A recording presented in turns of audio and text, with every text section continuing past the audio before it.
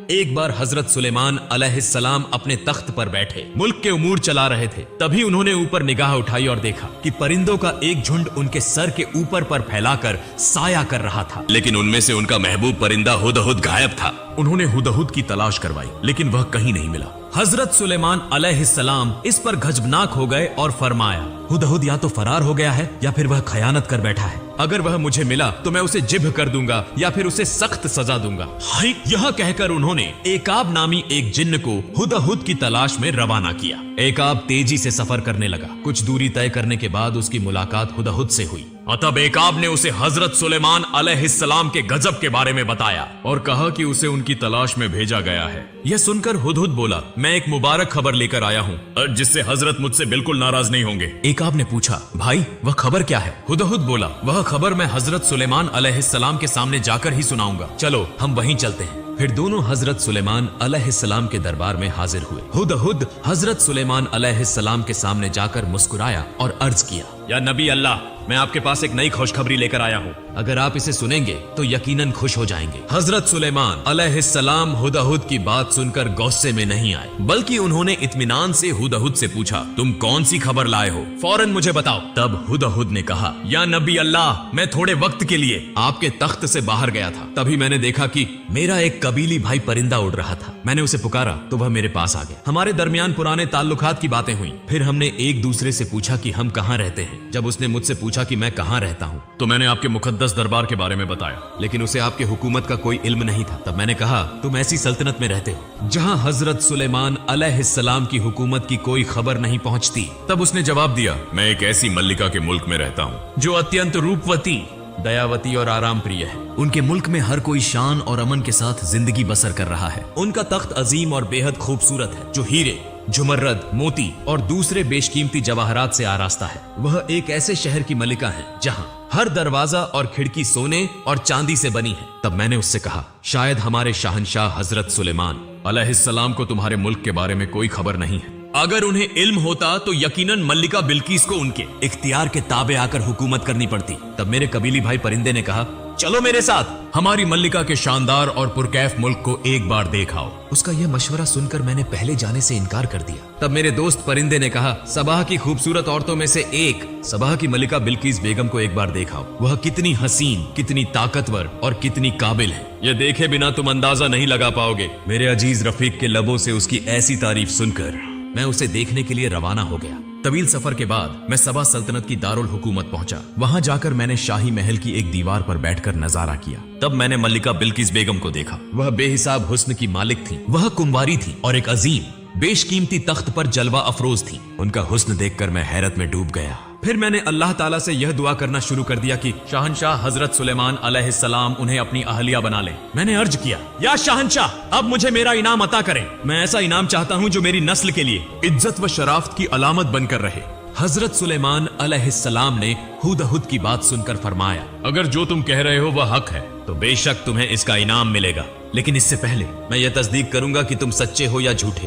اگر تم اپنی خبر میں سچے ہو تو میں اللہ رب العزت سے دعا کروں گا کہ تمہارے سر پر ایک یادگار تاج رکھا جائے لیکن اگر تم جھوٹے ثابت ہوئے تو یقیناً میں تمہیں سزا دوں گا. تب ہدہد بولا یا نبی اللہ آپ کے سامنے جھوٹ بولنے کی ہمت مجھ میں نہیں ہے. میں نے جو کچھ بھی عرض کیا ہے وہ سب حقیقت ہے. حقیقت میں یہ واقعہ اس سے بھی زیادہ دلچسپ اور تفصیلات سے بھرا ہے لیکن میرے چھوٹے سے لبوں سے ملکہ بلقیس کے حسن اور اس کی عظیم سلطنت کا مکمل بیان دینا ممکن نہیں ہے. لیکن یا نبی اللہ ایک بات ہے جو افسوسناک ہے اور وہ یہ کہ ملکہ بلقیس اور اس کی پوری رعایا آفتاب کی عبادت کرتی ہے. یہ دیکھ کر مجھے بے انتہا افسوس ہوا. حضرت سلیمان علیہ السلام نے ہدہد کی یہ بات سن کر پوچھا کیا تم نے انہیں سورج کی عبادت کرتے ہوئے دیکھا ہے؟ ہدہد بولا جی ہاں میں نے اپنی آنکھوں سے دیکھا ہے. وہ سب سورج کی عبادت کر رہے تھے. یا نبی اللہ شیطان نے انہیں گمراہ کر دیا ہے جس کے سبب انہوں نے اللہ تعالیٰ کے بتائے ہوئے حق راستے کو چھوڑ کر آفتاب کی عبادت کو اپنا لیا ہے اور وہ ہدایت سے بہت دور ہو گئے ہیں. حضرت سلیمان علیہ السلام نے ہدہد کی یہ بات سن کر فرمایا یا ہدہد میں چاہتا ہوں کہ تمہیں ایک خصوصی سفیر بنا کر اپنا خط ملکہ بلقیس کے پاس بھیجوں. تم اسے خود وہاں پہنچاؤ گے اور میں دیکھنا چاہتا ہوں کہ ملکہ بلقیس اس خط کا کیا جواب دیتی ہے. ہدہد بولا یا نبی اللہ تو مہربانی کر کے خط لکھ دیجئے میں فوراً اسے ملکہ بلقیس تک پہنچا دوں گا. تب حضرت سلیمان علیہ السلام نے خط تحریر کرنا شروع کیا. انہوں نے خط اس طرح لکھا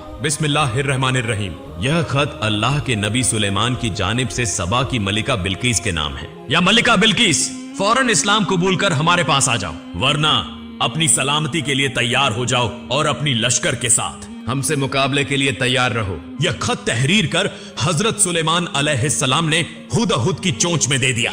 हजरत सुलेमान अलैहिस्सलाम से इजाजत लेकर हुदहुद परिंदा वह खत लेकर रवाना हुआ। तवील सफर तय करने के बाद वह सबा सल्तनत की दारुल हुकूमत पहुंचा। फिर वह शाही महल गया और देखा कि मल्लिका के खुसूसी महल के सातों दरवाजे बंद थे, सिर्फ रोशनदान खुले हुए थे। तब हुदहुद रोशनदान के रास्ते अंदर दाखिल हो गया। वह आहिस्ता आहिस्ता महल के अंदर पहुंचा और देखा कि मल्लिका बिल्किस गहरी नींद में थी। तब हुदहुद परिंदे ने बहुत एहतियात से वह खत मल्लिका के सीने पर रख दिया और फिर रोशनदान से बाहर निकलकर वहां से चला आया। इसके बाद हुदहुद परिंदा सबा सल्तनत से लौटकर हजरत सुलेमान अलैहिस्सलाम के पास पहुंचा और अर्ज किया, या नबी अल्लाह, मैंने आपका खत आपकी अमानत के तौर पर मल्लिका बिल्किस तक पहुंचा दिया है। उधर जब मल्लिका बिल्किस नींद से बेदार हुई तो उन्होंने अपने सीने पर एक खत पाया और हैरान रह गई। फिर उन्होंने खत खोला और उसे पढ़ना शुरू किया। खत पढ़ने के बाद वह गहरी फिक्र में डूब गई। आखिर यह खत उनके पास गैबी तौर पर कैसे पहुंचा? उन्होंने तो किसी को आते जाते नहीं देखा, खासकर तब जब 7 महलों के तमाम दरवाजे बंद थे। यह खत यहाँ कैसे आया? दूसरी बात, खत का पैगाम बहुत संगीन और तंजीही था। मल्लिका ने खत के मजमून को समझकर खौफ और फिक्र में मुब्तला हो गई। उन्होंने फौरन अपने वजीरों और उमराए दरबार को बुलाने का हुक्म दिया।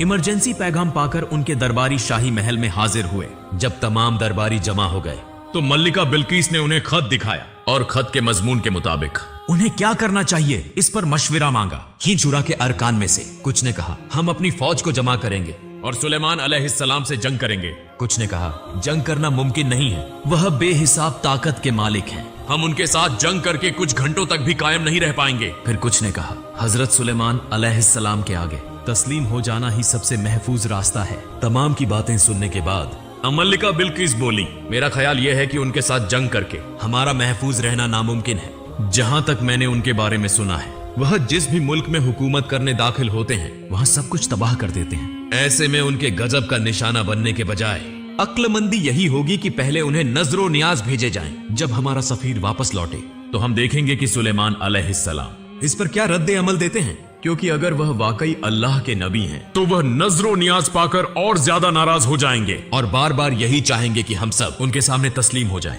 लेकिन अगर वह सिर्फ इस दुनिया के एक मामूली बादशाह हैं तो वह इन तोहफों को पाकर राजी हो जाएंगे। जब मल्लिका बिल्किस ने यह बातें कही तो उनकी शूरा के तमाम अरकान इस मशवरे से मुत्तफिक हो गए। मल्लिका बिल्किस ने तोहफे भेजकर यह मालूम करने का मंसूबा बनाया कि हजरत सुलेमान अलैहिस्सलाम वाकई अल्लाह के नबी हैं या नहीं, क्योंकि अगर वह नबी हुए तो वह इन तोहफों को हरगिज कबूल नहीं करेंगे। अब वह मल्लिका पर इस्लाम का कबूल करने के लिए जोर देंगे, और अगर वह सिर्फ एक सल्तनत के हाकिम हैं तो वह तोहफे कबूल करके मल्लिका को निकाह का पैगाम भेजेंगे। इसके बाद मल्लिका बिल्किस ने अपने लश्कर में से एक दस्ते को मुंतखब किया और उन्हें हजरत सुलेमान अलैहिस्सलाम के पास भेजने के लिए नजरो नियाज सौंपे। तोहफे के तौर पर मल्लिका बिल्किस ने उन्हें 7 सोने की और 7 चांदी की ईंटें अता की, साथ ही नायाब मोती, जवाहरात और दूसरे कीमती पत्थर दिए। इसके अलावा उन्होंने तमाम तोहफों को सोने के धागों से बुने हुए कपड़े से ढककर शीशे के संदूकों में रखवाया। इसके बाद वह सफीर मल्लिका बिल्किस से रुखसत होकर हजरत सुलेमान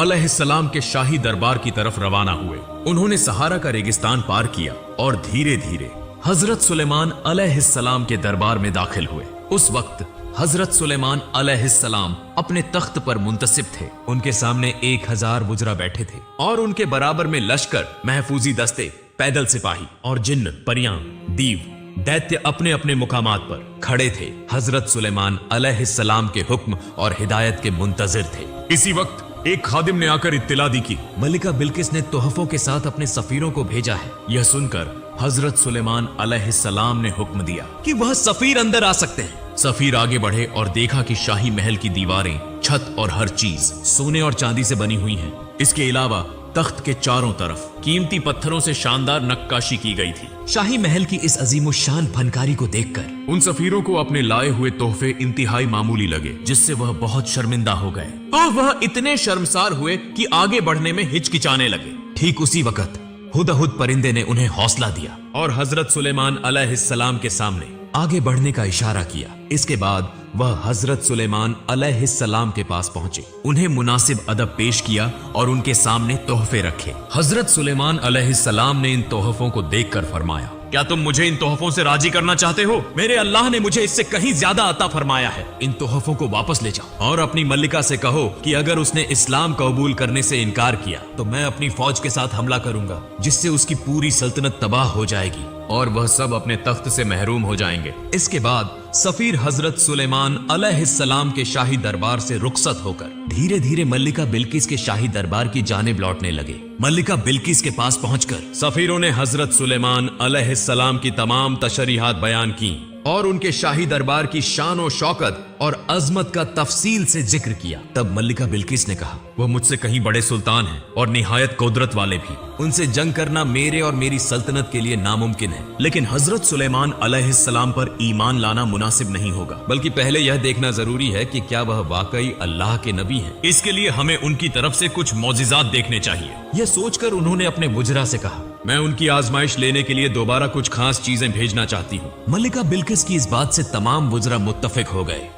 इसके बाद मल्लिका ने कुछ गुलाम और लौंडियों को एक जैसे लिबास पहनाए, कुछ बेशिगाफ याकूत नगीनों को एक संदूक में रखवाया, कुछ तेज और कुछ सुस्त अश्व घोड़े भेजने का इंतजाम किया और आखिर में एक खाली शीशा दिया। इसके बाद उन्होंने सफीरों से कहा, पहले हजरत सुलेमान अलैहिस्सलाम से कहो कि वह इन गुलामों और लौंडियों को अलग अलग पहचान कर दिखाएं, फिर बगैर किसी फौलादी या दूसरे आलात के इस्तेमाल के, और याकूत में शिगाफ सुराख उगकर दिखाएं। तीसरे, तेज और सुस्त अश्व को अलग अलग कर दें और आखिर में इस खाली शीशे में ऐसा आब पानी भर कर दें जो न आसमान से बरसता हो और न जमीन से निकलता हो। जब मल्लिका बिल्किस की तमाम शराइत तय हो गई तो उनके सफीर उन तमाम चीजों को लेकर हजरत सुलेमान अलैहिस्सलाम के शाही दरबार की तरफ रवाना हुए। वह सहरा के रेगिस्तान को पार करते हुए धीरे धीरे हजरत सुलेमान अलैहिस्सलाम के शाही दरबार में दाखिल हुए और तमाम तोहफे पेश की। इसके बाद सफीरों ने मल्लिका बिल्किस के तमाम इम्तिहानी शराइत हजरत सुलेमान अलैहिस्सलाम के सामने रखी। हजरत सुलेमान अलैहिस्सलाम ने सबसे पहले